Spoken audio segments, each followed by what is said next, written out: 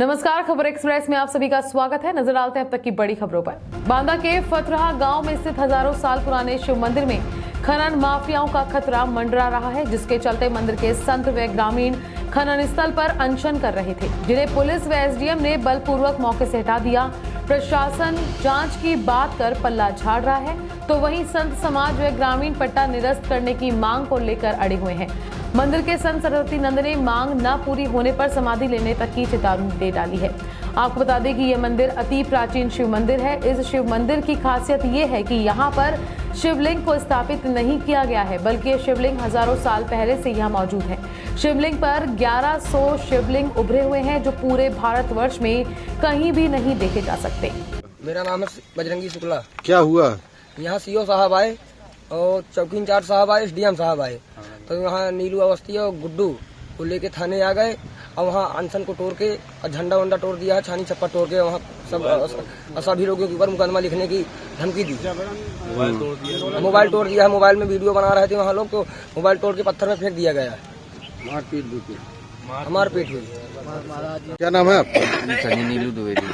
क्या घटना हुई आज? घटना सर जी मौके पर सीओ साहब और एसडीएम साहब पहुंचे, तो महाराज जी अनशन पे वहीं पे बैठे थे, तो अनशन उनका खत्म कर दिया और बोले कि यहाँ से भागो और मार पिटाई मचाते हुए सब अभी धमकी भी दे के आए कि सालों अभी तुम लोगों को देखेंगे रास्ते में। आदमी उठा के ले आए, केस भी लगाए, केस लगाते मुकदमा भी लिखने की तोड़ फोड़ भी वहाँ पे मचाई, छानी वगैरह सारी तोड़ दी महाराज जी वगैरह की। क्या कह रहे हैं? अनशन यहाँ पे न करें जी, मुकदमा लिखने की धमकी भी दे रहे हैं सर। मुकदमा लिखने की धमकी दे रहे हैं सभी लोग। सब लोग गए और मेरे खोपड़ी चोरी के फेंक दिया और मेरे को गंजेरी बना के और चोरी उठा दिया। बोलो भागो यहाँ है कौन धंधा धरे। और वो अब जैसे वो बच्चा को पकड़ के लिया, जो जैसे बोला ये खेल का माफिया बता रहा है। फिर उसके बाद वो कल मेरे को ये डीएम गया था ना, तो कल तो पैसा चला रहा था, आज वो पैसा पुण्य ले लिया अब मेरे को मार के भगाया है। ऐसा कौन कौन गया था आज? अब डीएम वो कौन कल को गया डीएम सीओ और तो आपके साथ भी अभद्रता की है क्या? मुझे डांटी मारी है, झांसा दिया है, वो लोग भाग गया ऊपर, मोबाइल तोड़ दिया। आपके साथ भी अभद्रता की है? और छानी तोड़ दिया, झंडा तोड़ दिया है सब। कर्नल ईश्वरी सिंह इंटर कॉलेज शेखपुरी बुजुर्ग में आजादी के अमृत महोत्सव कार्यक्रम के दौरान commandant officer Mukesh Hooda NCC कैडेटों से रूबरू होते हुए कहा कि यदि ठान लिया जाए तो कुछ भी नामुमकिन नहीं होता। जवान बनने के लिए एनसीसी प्रथम सीढ़ी है, जिसमें जुनून होता है वही देश की सेवा के लिए फौज में जाता है। कार्यक्रम में सभी वीर शहीदों के परिजनों को स्मृति चिन्ह देकर सम्मानित भी किया गया।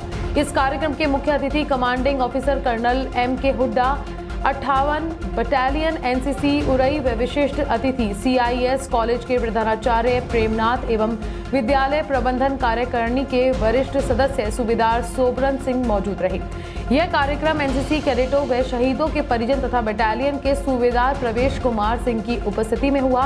कार्यक्रम का संचालन विद्यालय के प्रवक्ता इंद्रपाल सिंह एवं एनसीसी अधिकारी लेफ्टिनेंट विवेक कुमार कुलश्रेष्ठ ने किया। Commanding officer 58 NCC battalion Orai. जैसा कि आप सबको मालूम है, 75 वर्ष आज़ादी के पूरे होने के उपलक्ष्य में भारत सरकार 2022 को आज़ादी का अमृत महोत्सव के तौर पर मना रही है और इसी श्रृंखला में भारत सरकार की तरफ से हमारे अमर शहीदों के लिए इलाके में के जो हमारे अमर शहीद हैं उनके मेमेंटोज स्मृति चिन्ह हमारे को प्राप्त हुए हैं और ये हमारी जिम्मेवारी भी थी और कर्तव्य भी, उनको एक सम्मानित तरीके से कार्यक्रम करके उनके परिजनों तक, उनके सगे संबंधियों तक पहुंचाया जाए और समाज में संदेश दिया जाए कि जिन परिवारों ने अपने सगे, अपने माता पिता, अपने भाई इस देश की आज़ादी को बनाए रखने के लिए समर्पित किए हैं देश को, उनको हम समाज में उचित स्थान एवं इज्जत दें। थैंक ईश्वरी सिंह महाविद्यालय शेखपुरा बुजुर्ग जालौन जिले में ये कार्यक्रम आयोजित किया है और इस इलाके के 6 अमर शहीद के परिवारगण यहाँ पर आए और उनको हमने स्मृति चिन्ह एवं शाल दे के सम्मानित किया है। Thank you. उसको बनाए रखना अपने आप में एक बहुत ही चुनौतीपूर्ण कार्य होता है। जैसा कि पिछले 60-70 साल के अंदर समय समय पर अनेकों युद्ध हुए हैं, चाहे वो 1947-48 का हो पाकिस्तान के साथ, फिर 1962 का हो, 1965 का हो, 1971 का हो, कारगिल का हो, और उसके अलावा बीच बीच में जो देश के अंदर हमारी जो आंतरिक समस्याएं रही हैं, उसके दौरान भी हमारे फौजियों ने, हमारे जवानों ने अपने प्राण न्यौछावर किए हैं। ये चीज को हमने समझना चाहिए और जिन लोगों ने इसके लिए अपने प्राण न्यौछावर किए हैं, उन परिवारों का हमें ऋणी रहना चाहिए, इस समाज को। उम्मीद करता हूं आप इस चीज को समझेंगे और ये संदेश आपके आसपास गांव में, शहरों में, और जो खास करके हमारे एनसीसी कैडेट्स हैं, जो कल के भावी हमारे नागरिक हैं, कर्णधार हैं, वो इस चीज को समझेंगे और अपने मन में धारण करके रखेंगे और इसको कभी नहीं भूलेंगे। और जहाँ जिस भी वो पोजीशन में होते हैं, जब कहीं भी उनको कोई सैनिक, पूर्व सैनिक या किसी शहीदों के परिवार से वास्ता पड़े, तो उनके दिमाग में, उनके कोने में कहीं ना कहीं ये बात रहनी चाहिए और उसी को ध्यान में रखते हुए उनसे बर्ताव करना चाहिए। उनको उचित स्थान देना हमारा फर्ज है। मैं उम्मीद करता हूँ इस चीज को आप अपने आस-पास, पड़ोस, जितने हमारे शहीदों के सगे संबंधी और पुत्र, पुत्रौतर, कजन जो आए हैं,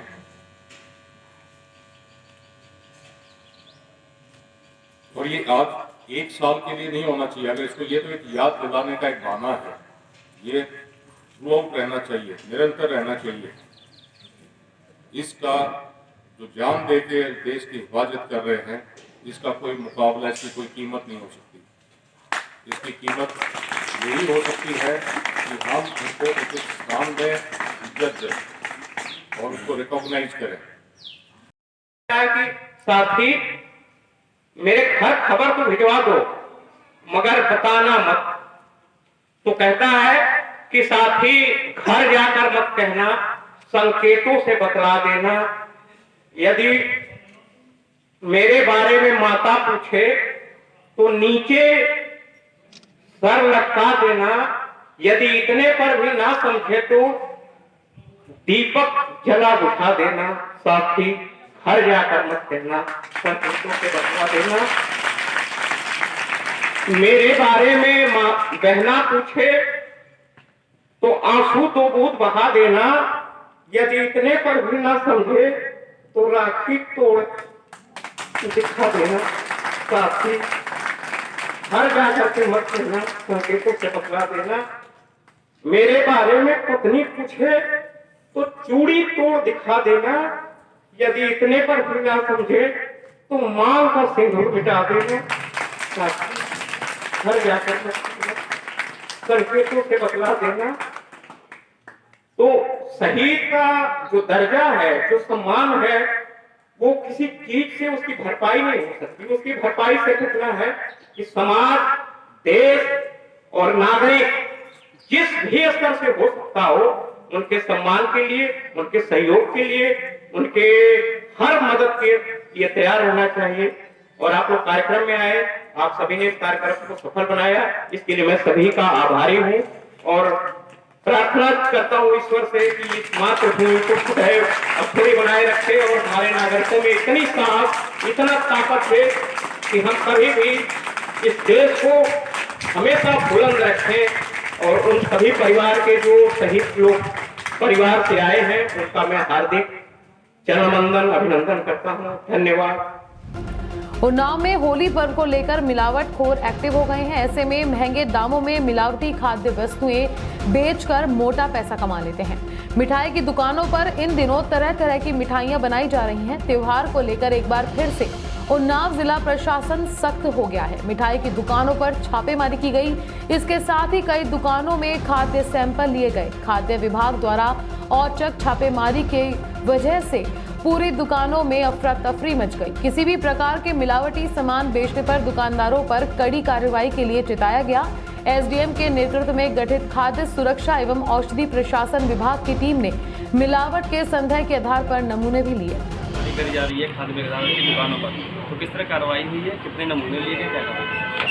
ये आगामी होली एवं शब बारात त्यौहार के दृष्टिगत मार्केट में विभिन्न प्रकार की खाद्य सामग्री की दुकानों, स्थानीय बाजारों, होटल, रेस्टोरेंट आदि में क्षेत्राधिकारी नगर के साथ में खाद्य विभाग की टीम के साथ में वस्तुओं का जो संकलन किया जा रहा है और संबंधित दुकानदारों को भी निर्देशित किया जा रहा है कि किसी भी प्रकार का अपमिश्रण न करें। आम जनमानस से भी ये अपेक्षा की जा रही है या अनुरोध किया जा रहा है कि सस्ते के चक्कर में वे निम्न स्तर की सामग्री को किसी भी दशा में न खरीदें, अपने स्वास्थ्य का ध्यान रखें और त्योहारों को अच्छे से मनाएं। क्या है, कुछ कागजात नहीं मिले, क्या कार्रवाई क्या देती? वो रेस्टोरेंट और होटल था, उसका किचन के साथ में अन्य अभिलेखों की जांच की गई। त्योहार के दृष्टिगत बाहर से आने वाले व्यक्तियों की आईडी के संदर्भ में देखा गया तो प्रथम दृष्टया होटल का रजिस्ट्रेशन जो था वो सत्र 2019-20 तक का पाया गया। उनका अद्यतन रजिस्ट्रीकरण उनका नहीं था। इस संबंध में उनके द्वारा कहा गया है कि उनके पास अभिलेख हैं वो शाम तक उपलब्ध करा देंगे। यदि शाम तक अभिलेख उपलब्ध नहीं होते हैं तो निम्नानुसार कार्रवाई की जाएगी। सर, अभी लगभग कितने सैंपल लिए गए होंगे? विभिन्न दुकानों से कुल मिला के लगभग 1 दर्जन के करीब सैंपल इकट्ठा किए जा चुके हैं और इनको जांच के लिए प्रयोगशाला में भेजा जाएगा। हिजाब विवाद में कर्नाटक हाई कोर्ट के फैसले को चुनौती देने वाली याचिका सुप्रीम कोर्ट में दायर की गई है। मुस्लिम छात्रा नीबा नाजी की ओर से विशेष अनुमति याचिका दायर की गई है। कॉलेज की 6 मुस्लिम लड़कियों ने सुप्रीम कोर्ट में हाई कोर्ट के फैसले को चुनौती दी है। ये सभी छात्राएं हाई कोर्ट में भी याचिकाकर्ता रह चुकी हैं। उधर सुप्रीम कोर्ट में हिंदू सेना की ओर से कैविएट दायर किया गया, जिसमें कर्नाटक हाई कोर्ट के आदेश के खिलाफ अपील में कोई आदेश पारित होने से पहले सुनवाई का अनुरोध किया गया। बांदा में कुछ दिन पूर्व 2 दोस्तों द्वारा भाजपा और सपा की हार जीत पर लगी शर्त के चर्चित मामला सपा मुखिया अखिलेश यादव तक पहुंच गया है, जिसके बाद अखिलेश यादव ने शर्त में मोटरसाइकिल हारने वाले सपा समर्थक को लखनऊ बुलाकर उसकी मदद की। अखिलेश ने युवक को नई बाइक खरीदने के लिए 1,10,000 रुपए की आर्थिक मदद की और साथ ही उसे ये नसीहत भी दी कि अब दोबारा कभी इस तरह की शर्त न लगाए। आपको बता दें कि चुनाव में जीत हार को लेकर शर्त लगी थी कि जिसमें सपा समर्थक ने अपनी बाइक व भाजपा समर्थक ने अपनी टेम्पो दांव पर लगाई थी, जिसमें सपा समर्थक शर्त हार गया था। द कश्मीर फाइल्स मूवी को लेकर लोगों में जबरदस्त उत्साह देखा जा रहा है। हर शहर के सिनेमा हॉल में भारत माता की जय, वंदे मातरम के नारे सुनाई दिए। अब ताजा मामला जयपुर के राज मंदिर सिनेमा हॉल का है, जहां युवाओं ने द कश्मीर फाइल्स को देखकर पूरे जोश के साथ वंदे मातरम के नारे लगाए।